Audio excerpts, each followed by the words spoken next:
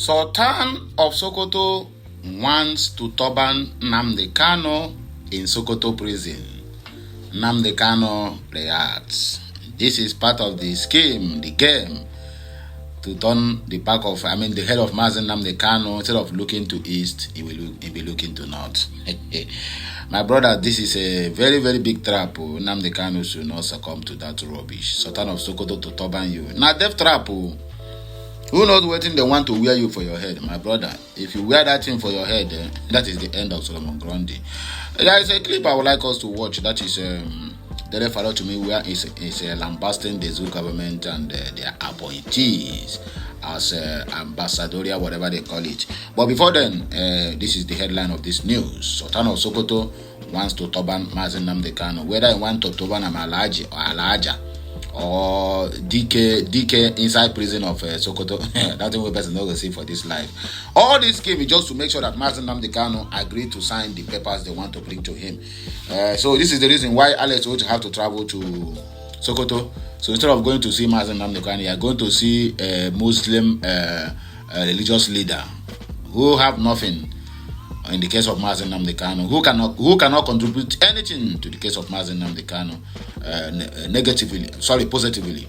Because the only contribution they can make, according as far as Sultan of Sokoto is concerned, Nnamdi Kanu have lambasted him on so many occasions. As far as Sultan of Sokoto is concerned, the only thing they can contribute to the life of Mazen Nnamdi Kanu or to the movement Mazen Nnamdi Kanu is championing is negativity, and that is what we don't want. We don't want any bad energy or bad blood from the so-called Sultan of Sokoto. That is my own stand. I don't know about you, but okay. Before I allow you to watch that video of Dele Faro to me, let us read this little article before me from the office of Sultan of Sokoto.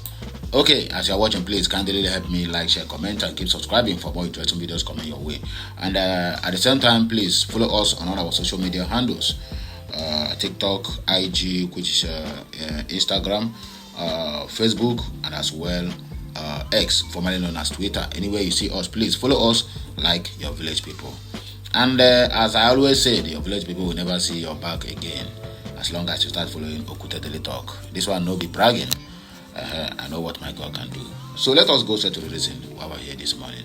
His Eminence, the Sultan of Sokoto, Alhaji Muhammad Sa'ad Abubakar III, has indicated an intention to confer a traditional turbaning honor on the detained leader of indigenous people of Biafra, IPOB, Mazen Nnamdi Kanu, according to Igwere TV reports. Let me pause here and also make this comment. Let me ask Sultan of Sokoto, because I know this message emanated from your office. What are you turbaning Mazen Nnamdi Kanu for? Just to turban him as a Odogu inside prison, or to turban? In fact, I don't understand.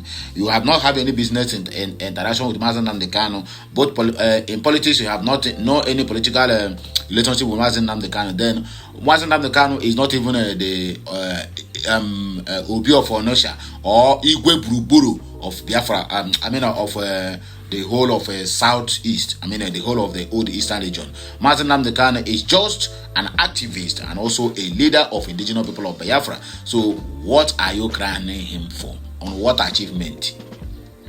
I didn't say Mazen Nnamdi Kanu have not achieved anything. As long as we are concerned, Mazen Nnamdi Kanu have achieved something.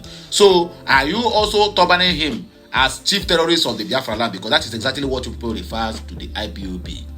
So what are you turbaning Mazen Nnamdi Kanu for? That is the question that remains unanswered from the so-called Sultan of Sokoto. Anyway, that is my own take. I don't know about you watching me or hearing my voice.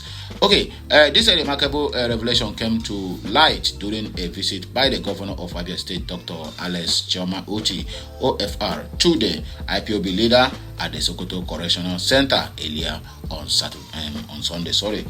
Governor Oti, who undertook the significant trip to Sokoto State, shared details of his private discussions with the Sultan regarding Kanu's protected detention. According to the governor, the Sultan, a foremost national figure and spiritual leader of the Nigerian Muslims, is aligned with the push for Kanu's freedom and the escalation of national tensions. Kuku, Nalayo, do not trust them. On a lighter note, Governor Oti informed the Kanu during the visit, the Sultan of Sokoto told me that you are now his subject and he was going to turban you.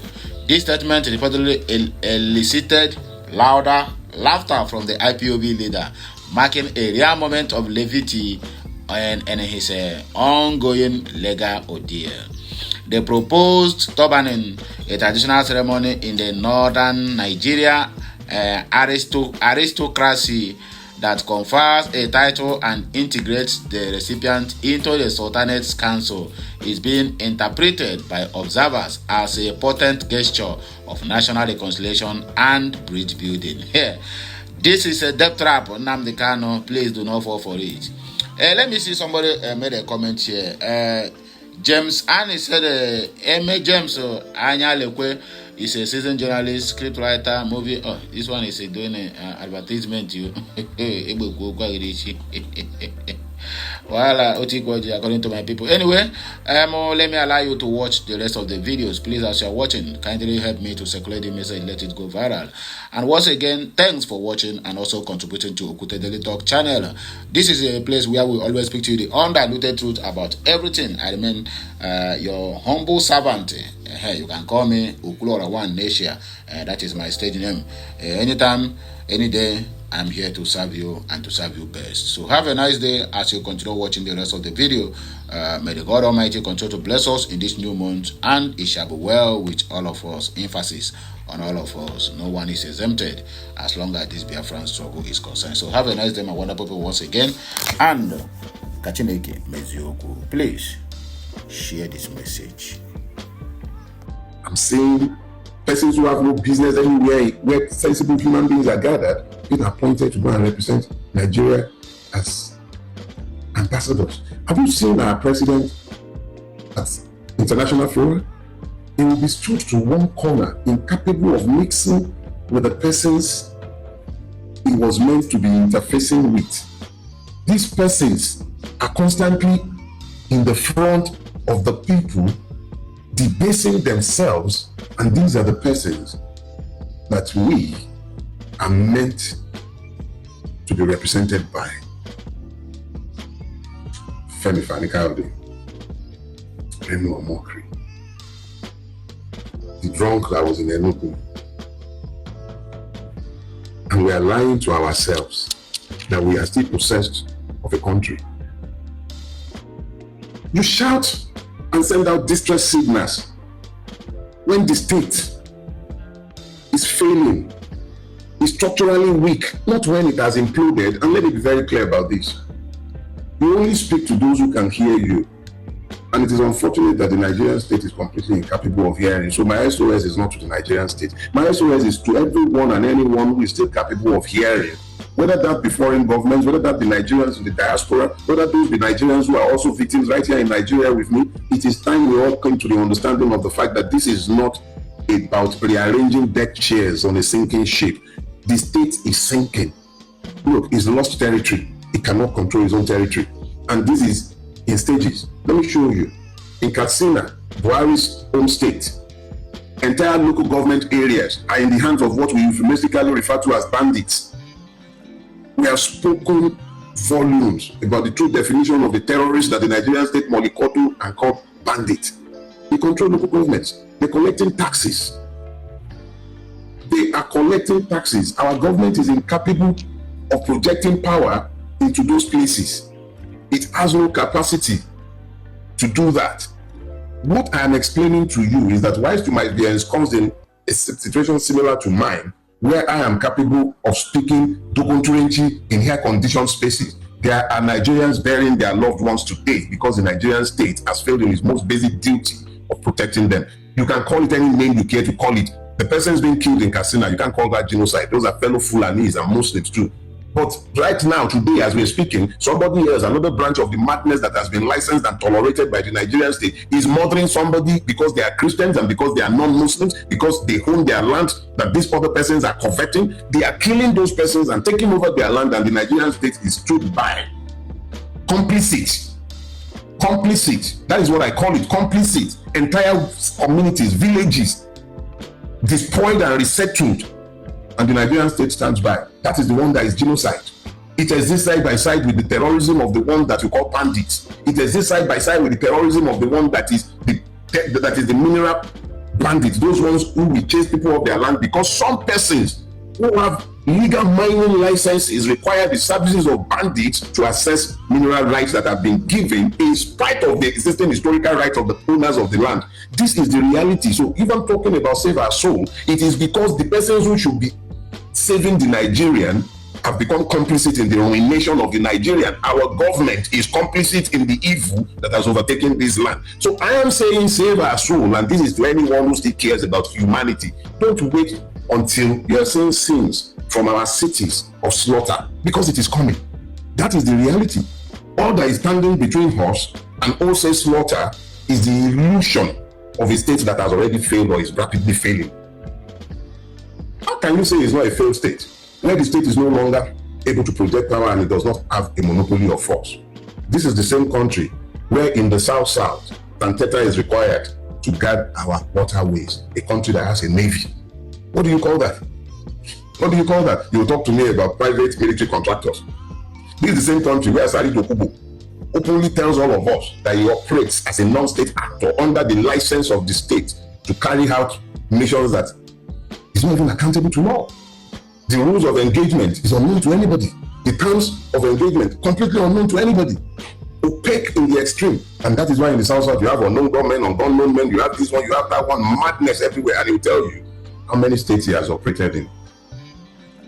Why won't he boast about it in a country overtaken by impunity? My friend too, Philip, on Facebook was quipping about how maybe MC Oluomo should have made the ambassadorial list. How could he make the list when they need him for the 2027 election and all the other strong things that has to be done in the country? That is the extent of the country. It has lost its monopoly of force. Everywhere you turn in Nigeria, in the southwest is Agbero, in the southeast is largely partly Agbero, largely separatist agitation, non-state actors, sometimes licensed by the state. That's before you begin to factor in the armed Fulani terrorists. The same thing in the south-south. The south-south, you have the armed Fulani terrorists. Yesterday in Enugu, people were kidnapped. In Enugu, persons known to me were kidnapped. As I've been speaking with you online, I have had calls made to me from the phone number of a friend who's been kidnapped. That is the extent of the putrefaction of this state. You might have noticed my distraction a few minutes ago when I was starting this. It was because I was receiving calls from the number of a friend who had been kidnapped by Fulani terrorists in Ogun State. So let's be clear about something. This is not something that is happening to them. It's beginning to happen to us. It's coming home. It is coming home. You have to align this again with the erosion of legitimate authority. Look, ambassadorial list came out. And what did you see? Yahoo, Mahmoud, the one who declared election in the middle of the night and told all of you, go to court. They've named him an ambassador just a little over 2 years after he supervised a fraudulent election. Look, justice must not only be done, it must be seen to have been done. This is a deliberate undermining of the electoral process. It should not be. It should not and could not be that we normalize evil such as this one, where persons who have occupied position of trust that they deliberately, wantonly breached to the knowledge and sight of everybody, and then they are rewarded politically, and it is okay. And you say that is not a failing state. How do you build institutions that endure when such nepotism, such brazen acts of corruption are rewarded by the persons who benefited from this evil? And we are not talking about the faith. Okay, so how do you have faith in that electoral process? So I believe worship it on whatever the name of the new INEC chairman is, just like it used to be that when you become the NBA chairman, you automatically made it to become the Attorney General. So now once you become INEC chairman, there's an ambassadorial position waiting afterwards. Is this what we are saying to ourselves? And we think it's not time to shout to those who are still capable of hearing that there is nothing right about this. There's nothing right about this. It does not make sense. It doesn't make sense. How do you talk about a country when it doesn't even take itself serious enough to have ambassadors in foreign countries 2 years after a man had smuggled himself to power? You would imagine that a man with the master plan who grabbed this snatched it should have governance ready to run by day one, 2 years after. And this is the best that this system has done. Look all around us. We have a youth bulge. We don't even know how many we are. We lie to ourselves and run with all kinds of estimates, from 180 million to 200 million to 230 million to 220 million. Nobody really knows how many we are. But this is deliberately so that all the illegal immigrants who have overtaken our country, you already have them padded in. We don't know how many you have, but one thing that is clear is that there is a huge youth purge. The unfortunate thing is that the bulk of this is untrained. Where it is trained, it is miseducated. Where it is not, there is a whole heap of issues staring this in the face. This country is failing, is on its way to failure. You have huge population displacement all over the place. I spoke about the one in Plateau State that is properly documented. 64 villages, 64 villages destroyed and resettled. And there are still governments in this country. The local government chairman is collecting money in relation to those places that have been destroyed and resettled. How? How? You have groups of internally displaced persons camps. Nobody is looking at them, but you are busy resettling, rehabilitating terrorists, and the victims are left ignored. How do you expect to have peace so that a country might endure or even survive? You have unresolved grievances. The Igbo have genuine grievances against Nigeria. So do the Ijaws, so do the Yoruba, so do everybody in Nigeria. Almost everyone has one grievance or the other, legitimate ones against the Nigerian state, and we dare not ask questions. If we speak, we are intimidated, in some cases, killed, just for speaking. Nothing more, just for speaking. Killed, imprisoned, victimized, just for speaking, not for anything more. Somebody was said to have incited terror. Okay? Life imprisonment. Somebody was a field commander, 20 years in jail. Make it make sense. A man kills a terrorist who was trying to kill him on his own farm, to convict him for murder. Make it make sense. How is that? So, you see, we are getting to a point where we must understand that multiple red lines have been crossed by the Nigerian state. We have a situation today where Nigerians no longer emigrate. It was Shewa Nicola Poputi who first coined the word, and it's quite succinct. They are escaping now. Let me use myself to illustrate this point. I have never desired to see my children live outside Nigeria. Everything I do, initially was about making sure that this country is preserved for our children, so that they do not become indentured slaves in other men's land. So, whilst when it was convenient to have packed my bags and baggages and joined the diaspora, it never crossed my mind. I could never see myself living in the diaspora. And I spent years convincing my children that they want nothing to do with a life in exile. But as the university system collapsed, like most other persons in my generation, we spent money, great sums, educating our children abroad. Sometimes some of us sold our substances, properties acquired over time, savings. We sent them abroad to go to school. And then there's a phenomenon that my generation is now having to deal with. Those young men and women that we spent our substances and our youth training abroad, they don't want to come to Nigeria. They are voting with their feet.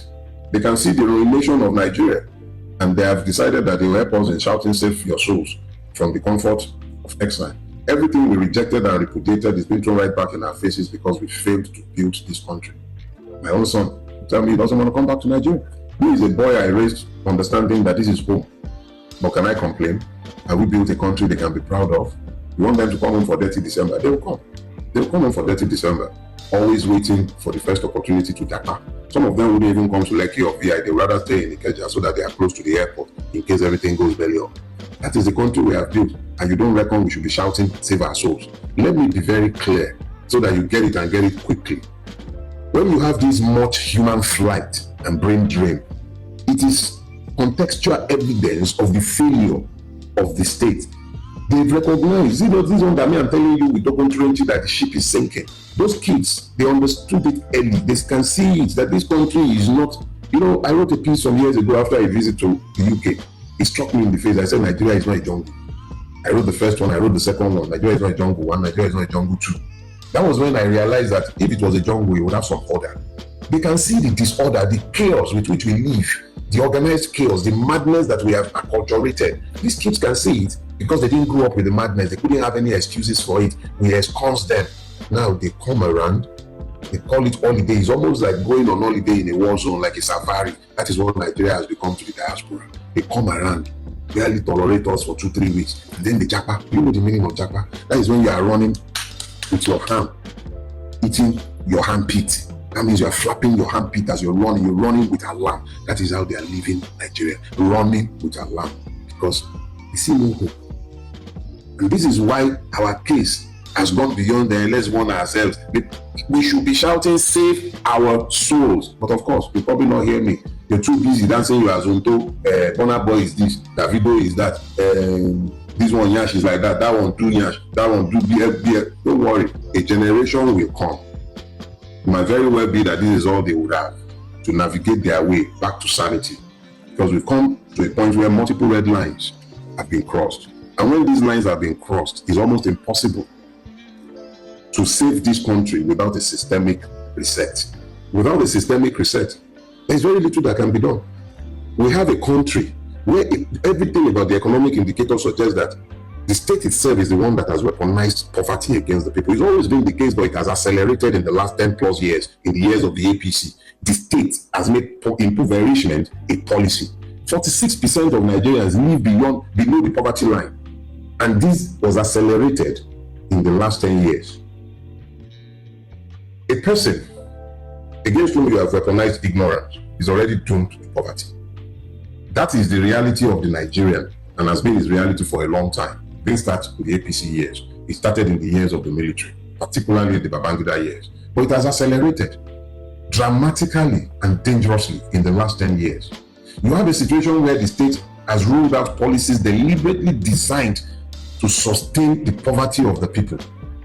I'll show you. These are very demonstrable things. When you begin to hear of, subsidy is gone, what is the tangible benefit of that policy to Nigeria? There must be benefits intended when policies are mooted or initiated or executed. Kind of the is on record as making light of the fraudulence of the Nigerian politicians when they opposed Goodluck Jonathan's attempt at removing fuel subsidy in 2011. He was very, very eloquent in making fun and they were laughing all over it and about it. But the question is this: at what cost to the Nigerian people? Now you've removed this subsidy. What has been the benefit to the Nigerian people? Food inflation went through the roof.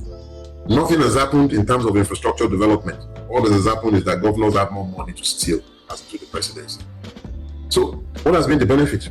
You have gone ahead to weaponize everybody and to weaponize poverty against everybody. There is a growth today of a hidden and illicit economy. I'll show you. Because of the terrorism in the mineral sector, you have persons who have made billions from gold and diamond and other mineral resources that have been illegally extracted and exported. These persons have money. They have armed bandits to ensure their continuing access to these riches. The state is being compromised in most times, in most cases, by persons who are within the government itself. To whom do we report the evil when the evil is the one in government? How do you report the evil to the evil? Matawale is your Minister of Defense. The amount of allegations against that man alone, pointing at him as a terrorist sponsor, is scary. It is scary. You see complicity everywhere you turn. It is scary. And then you ask yourself, to who do you expect? To who do you turn in expectation of salvation when the persons who should cure the ailment are the ones who are making it to fester? How? What are you supposed to do? Everywhere you turn, there is economic decline. Everywhere. Everywhere. Even government itself sometimes cannot pay salaries. And you talk about the government when it is already collapsing. Look, when the people look to his government and all they see is just widespread perception of corruption and power privatized for the benefit of a few.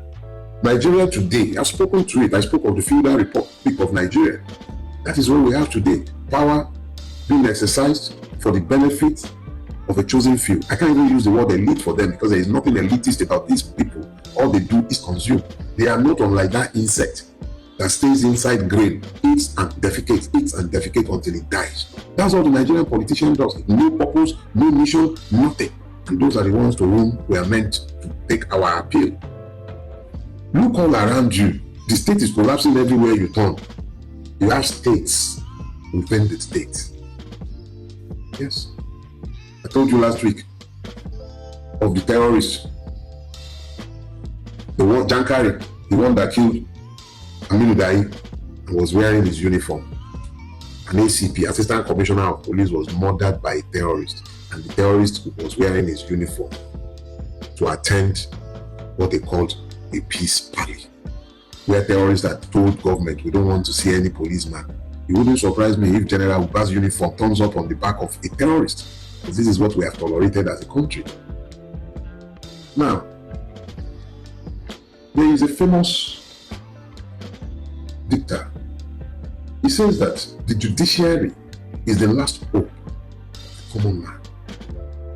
You and I'm not exactly common, because I am not incapable of speaking for myself. But there are innumerable Nigerians who are essentially common.